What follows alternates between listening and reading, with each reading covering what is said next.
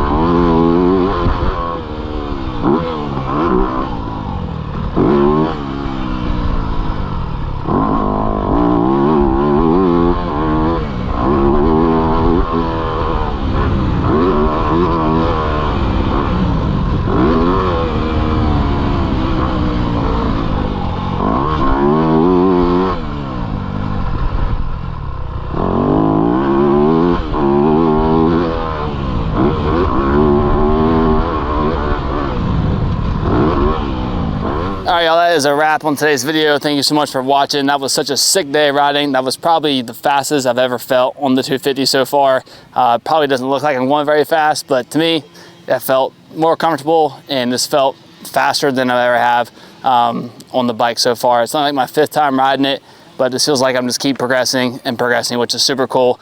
Like I said earlier, that twin air Powerflow kit is absolutely insane.